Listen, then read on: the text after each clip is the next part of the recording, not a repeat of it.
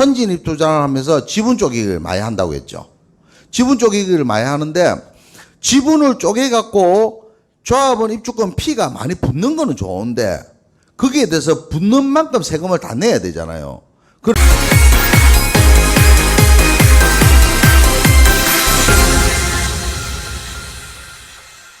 정리를 좀 해보겠습니다. 자, 배우자 같은 경우에는 나이나 뭐 이런 거 상관없이 언제든지 따로 떨어져 있어도 무조건 동일세대입니다. 그러면 본인하고 배우자 같은 경우에는 이혼 말고는 답이 없어요. 이혼 말고는 답이 없습니다. 근데 이제 직계 미속인 경우에는 30세 이상이 있고 30세 미만이 있겠죠. 30세 이상인 경우에는 언제든지 세대 분리가 가능합니다. 그죠? 30세 이상인 경우는 언제든지 세대 분리가 가능하기 때문에 만약에 여러분하고 같이 투자를 하시는 그 모임에서 다른 분하고 같이 번갈아 교차해서 전입을 시키십시오. 전입을 시키갖고 이렇게 만들면 돼요. 근데 이제 우리가 이런 거는 있거든요. 하도 워낙에 지금 세대 분리를 많이 하니까 국세청에서 이걸 본대요. 친척들 있잖아요. 친척에 전입을 시켜갖고 일하는 걸 자꾸 보니까 그래서 아까 친구분 또는 투자자하고 같이 한쪽은 이렇게 교차해서 전입을 시켜가지고 이렇게 하는 거죠.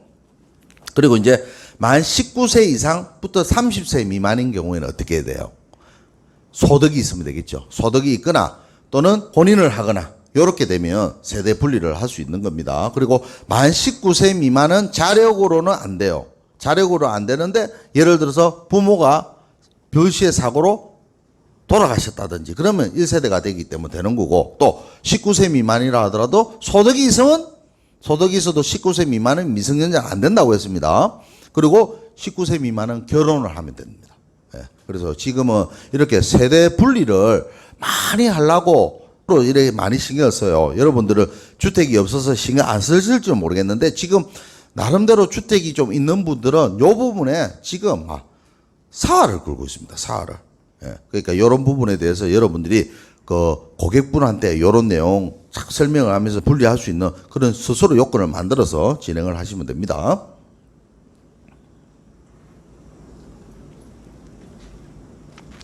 그리고 이제 양도세 이제 비과세 들어갈 건데 모든 소득에는 소득세가 있다고 했습니다. 그죠? 소득세가 있는데 양도소득으로 인해 가지고 세금을 낼 때 비과세를 해주는 게 딱 세 가지가 있습니다. 하나는 파산선고입니다.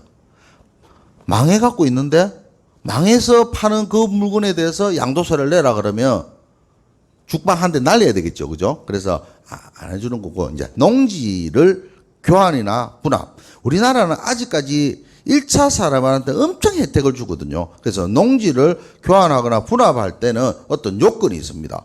예를 들어서 만원짜리하고 8천원짜리를 봤을 때 이걸 바꾼다라고 하면 이게 교환이 되느냐 아니면 차이가 나는 경우를 양도로 볼 것이냐 이거 보는 건데 요 기준은 뭔가 하면 두 개 만원과 8천원짜리를 보면 만원에 4분의 1 하면 2,500원이죠.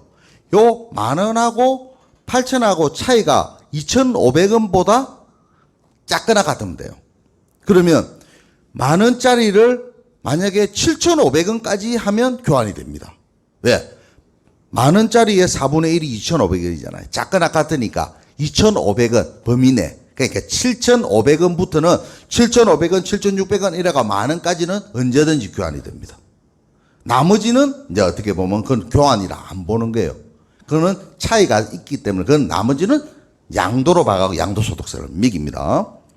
그리고 이제 주택 부속 토지입니다. 1세대가 1주택으로 갖고 있는 거 보유기간 2년입니다. 요건 좀 이따 공부를 다시 할 겁니다. 그래서 1세대가 원칙 거주자고 배우자죠. 예외는 거주자 중에서 배우자가 없는 경우 연령 30세 이상 또는 배우자가 사망했거나 이혼 또는 소득이 중위 기준 40% 이상인 경우에는 미성년자는 제외입니다. 소득이 있어도 미성년자는 안 됩니다. 요렇게 1세대를 기준으로 공부를 하는데 우리가 주택의 종류에서 볼 때 우리가 저번 시간에 취득세 공부할 때 주택의 종류에 대해서 취득세를 부과할 때 주택의 어떤 거 공부를 좀 다 했는데 여기서 조금 체크해야 될 사항만 하고 차이 나는 부분만 좀 이야기하겠습니다.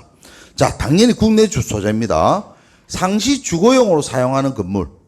상시 주거용으로 사용하는 건물. 그러니까 사실상의 용도를 따진다.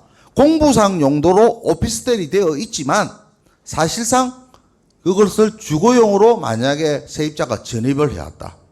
그러면 그것은 주거용으로 보는 겁니다. 그래서 주택에 포함을 시키겠다는 거고요. 별장이나 오피스텔 사무용은 제외됩니다. 건물의 부속 토지죠. 도시지역은 5배고 도시지역 이외의 지역은 10배 이내 이렇게 보시면 되고요. 공동소유주택입니다. 여러분 우리가 저번 시간에 취득세 계산할 때 공동소유주택을 취득세 계산할 때는 어떻게 했어요? 취득세 계산을 할 때는 공동소유로 하더라도 동일세대인 경우에는 한 채를 받죠. 그죠? 예.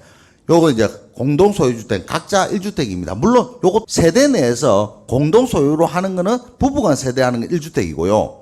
공동상속주택은 취득세 공부할 때는 5년 이내에 상속을 받았던 거는 일단 주택수에 산입 안 했어요.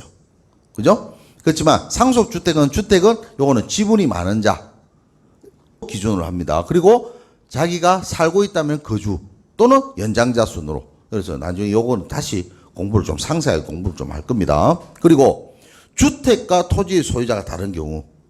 그죠? 주택과 토지의 소유자가 다른 경우 주택 소유주만 비과세를 한다고 했죠.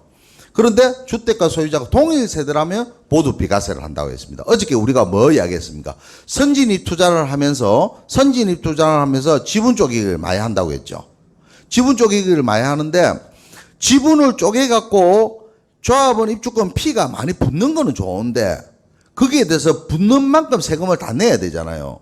그래서 제가 일단은 만약에 토지와 건축물을 분리를 해서 한다고 했을 때는 일단 동일 세대 내에서 먼저 분리를 하는 게 좋고, 그래갖고 나중에 정비구역이 지정이 되고 난 뒤에 만약에 진짜 P가 진짜 많이 붙고 사업이 제대로 갈 것 같다면 언제든지 지분은 쪼개기를 해놨기 때문에 조합원의 자격만 득할 수 있도록 소유자를 분리를 하면 되잖아요. 그거는 언제 하면 됩니까?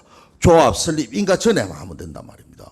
그래서 여러분들이 항상 모든 것을 여러 가지를 체크를 하지만 플러스 항상 세금하고 연계가 돼갖고 솔루션이 나와야지만 올바른 겁니다.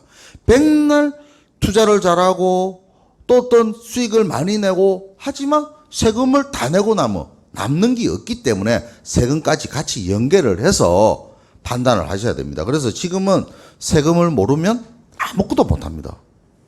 그렇기 때문에 항상 세금 공부를 철저히 하셔야 된다. 금융주택. 주택의 연면적이 비주택 연면적보다 보면 좀 전부 주택으로 봅니다.